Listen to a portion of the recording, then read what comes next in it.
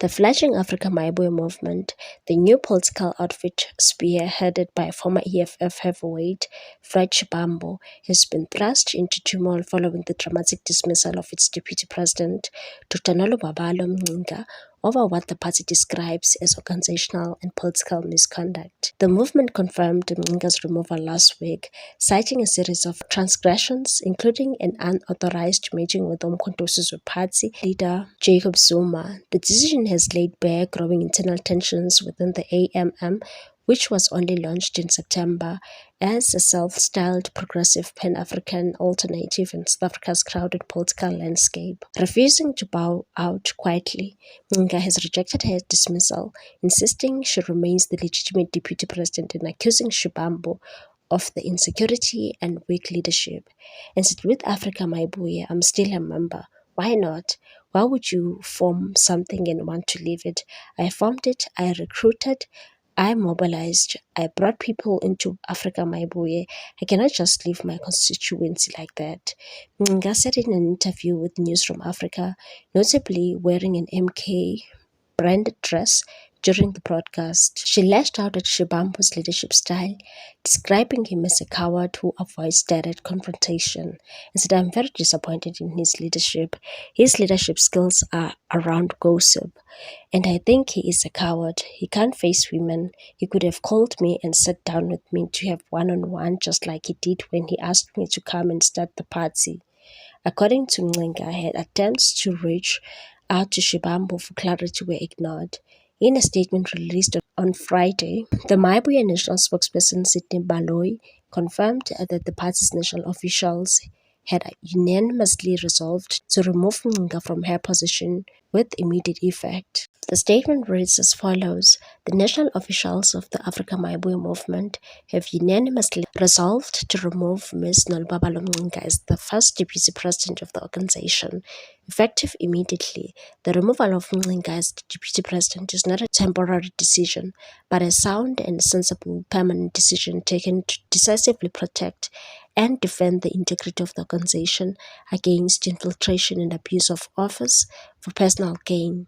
In terms of the Constitution, the national officials have the authority to appoint and remove leaders from organizational responsibilities, and they duly exercised this right. While the national officials have resolved to remove Ms. Nolubabalo Mcinga as the deputy president, a sound decision was taken to retain her membership of the organization with full rights and obligations as contained in the Constitution of the Africa Maibuya movement.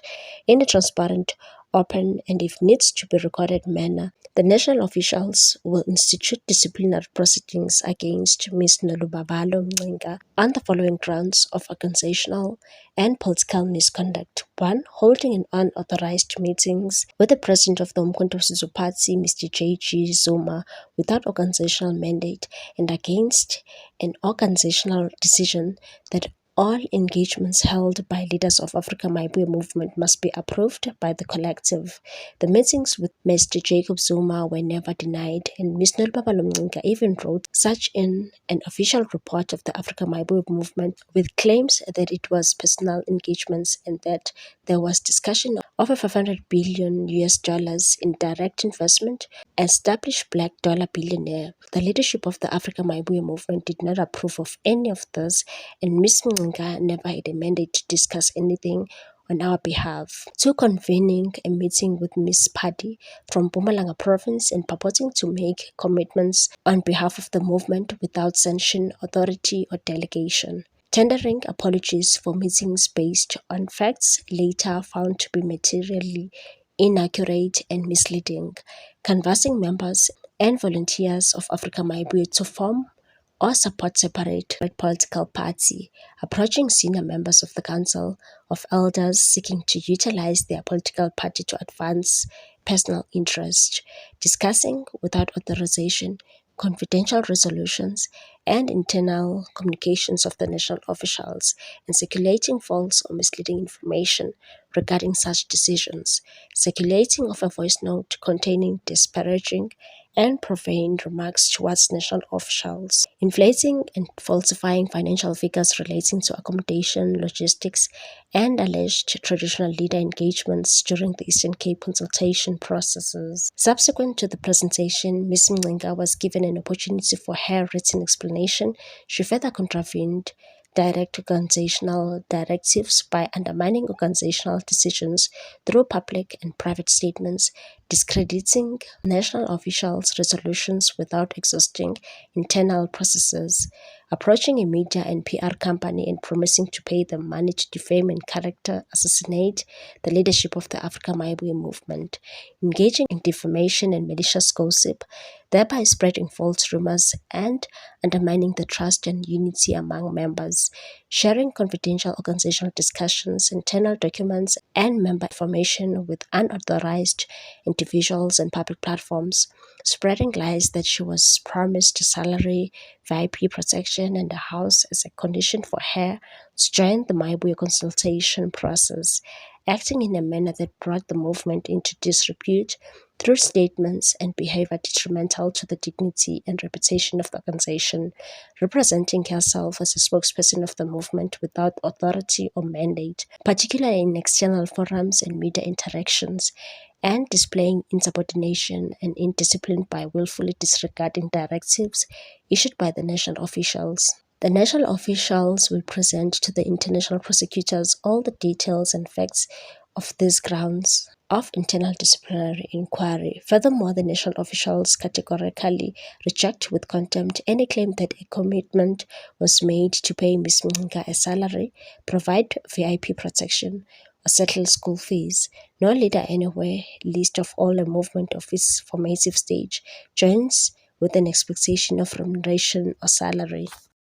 The public fallout between Shibambe and Mcinga has raised questions about the AMM's internal cohesion and leadership stability just weeks after its high-profile launch. Positioning itself as a left-leaning pan-Africanist voice, the AMM sought to appeal to the disillusioned voters, seeking an alternative to both the ruling ANC and the EFF. However, the escalating infighting suggests that the movement, still in its infancy, may already be struggling with power struggles and factionalism. As disciplinary proceedings loom and Mcinga digs in her heels, the Maibuye promise of unity and progressive politics faces an early and formidable test, one that could define its credibility long before it makes its electoral debut. I regard myself still as the Deputy President of Africa Maibuye Movement because the internal processes were not formally addressed. I just received a letter like 3 a.m. in the morning, and the next thing I was removed from WhatsApp groups, and they just sent me a termination letter without going through the right processes. So I regard myself as still the Deputy President of Africa Maibuye Movement until the internal processes follow what this book says it must follow. Because we have this book that we formulated, which is the Africa Maibuye Restoration Manifesto, that says when such things happen in the organization, disciplinary processes will take place, and such didn't take place. So I am still the first Deputy President of Africa Maibuye Movement. What's your take on this one, people? Thanks for watching. Please subscribe for more news.